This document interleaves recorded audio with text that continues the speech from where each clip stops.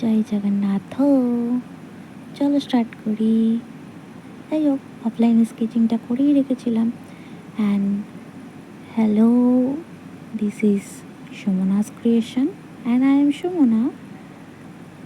ইনস্টাগ্রামে crazy art with Sumana কেউ চাইলে ফলো করতেই পারো। সেখানেও আমি ছোট ছোট এরকম টাইপের অনেক ভিডিওস দিই, কারোর হয়তো ভালোও লাগতে পারে, সো চেক করে নাও। অ্যান্ড আমরা জগন্নাথটা ড্রয়িং করা শুরু করে দিয়েছি, কালার করা। তো বলো, কে কে দীঘার জগন্নাথ মন্দির দর্শন করতে গেছিলে? যাই হোক, কমেন্ট সেকশন তো আছেই, তার জন্য জানিয়ে দাও। অ্যান্ড অনেকেই এতক্ষণে জগন্নাথ মন্দির দর্শন করে ফেলেছে। অ্যান্ড গরমের চুড়ি তো ম্যাক্সিমাম স্কুলে পড়েও গেছে। সো এখন তো নতুন একটা জায়গা হয়েছে ঘোরার জন্য। সেই পুরনো দীঘায় এখন জগন্নাথ মন্দিরের ইন্টারেস্ট।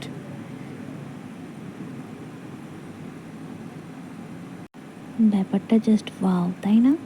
হ্যাঁ, যদিও আমার এখনো পর্যন্ত যাওয়া হয়নি, তবে যাওয়ার তো প্ল্যান অবশ্যই করতে হবে। বাই দ্য ওয়ে, ভিডিওটা কিন্তু আজকে আমি শ্যুট করিনি, অনেক দিন আগেই শ্যুট করেছি, না হলেও 7-8 মাস আগে। তো শর্টসে আমি আপাতত দিয়ে দিয়েছি, অনেক দিন হয়ে গেছে, কিন্তু লং ভিডিওতে আপাতত দেওয়া হয়নি। তো দেখলাম যখন দীঘাতে নতুন একটা মন্দির প্রতিষ্ঠা হয়ে গেছে জগন্নাথ দেবের, তাই ভাবলাম এটার একটা লং ভিডিও করাই যাক। নয়তো ভেবেছিলাম যে রথযাত্রার সময় দেওয়া যাবে, কিন্তু না, যখন যেতে পারছি না তাহলে জগন্নাথ দেবের যে ভিডিওটা রেডি ছিল সেটাকেই আমি এডিট করে লং ভিডিওতে দিয়ে দিলাম। তো কার কার ভালো লাগছে সেটাও কিন্তু কমেন্টে জানিও। তাহলে কমেন্টে কী জানাবে? কে কে মন্দির দর্শন করতে গেছো, অ্যান্ড কে কে নয়, কার আমি না একটু ভুলভাল বকি। যাই হোক, কার কার ভালো লাগছে সেটাও কমেন্ট করে জানিও। আর হ্যাঁ, আবারও বলছি, মানে ম্যাক্সিমাম ভয়েস ওভারেই আমি এটা বলি যে আমি ন্যাচারাল ভয়েস দিই। ওই অত এডিট করে ফ্যানের আওয়াজ, কুকুর ডাকার আওয়াজ এইসব আমি এডিট করি না। যেটা রিয়েল আমি সেটাই পোস্ট করি। জানি অনেকেরই ভালো লাগে না, যেমন আমার ভিডিও কোয়ালিটিও খুব একটা ভালো না, আমার ভয়েস ওভারও পারফেক্ট নয়, কিন্তু অত পারফেক্ট দেখিয়ে কী হবে বলো তো? আমরা তো কেউই রিয়েল লাইফে পারফেক্ট নই।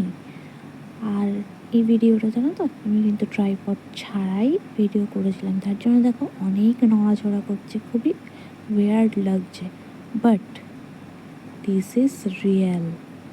আমি চাইলেই এটাকে অনেক সেটিং ফেটিং করে অনেক কিছু করতে পারতাম, কিন্তু আমি সেটা চাইনি।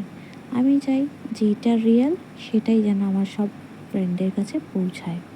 তাতে যদি কারোর একটু ইমপারফেক্ট ভিডিও শ্যুট হয়, তারা যেন নিজেদেরকে ছোট না মনে করে, যেমন আমি নিজেকে মনে করি না।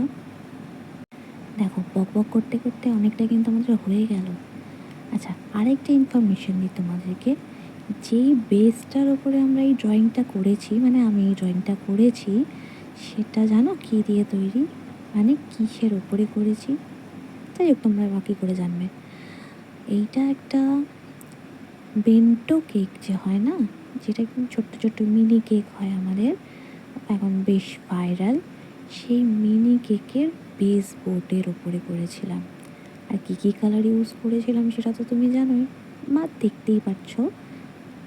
Simply red, black, white and golden. Actually আমি না অতটা ভালো আর্টিস্ট নই, যা পারি তাই করি। মানে ছোটো থেকে নিজে ড্রয়িং শিখেছি বা কালার করেছি, যা করেছি নিজেই করেছি, কারোর কাছে কোনোদিন শিখিনি। তো সেখান থেকে কিছু প্রবলেমস হতেই পারে, কিছু অপছন্দ তোমাদের হতে পারে, তাই জন্য বলবো যদি ভালো লাগে সেটাও কমেন্ট করে জানিও, যদি খারাপ লাগে সেটাও আমাদেরকে কমেন্ট করে জানিও। অ্যাকচুয়ালি যদি খারাপ কিছু লাগে সেটা আমি ইমপ্রুভ করতে পারবো, আর যদি ভালো লাগে সেটাতে আমি খুব আনন্দ পাবো।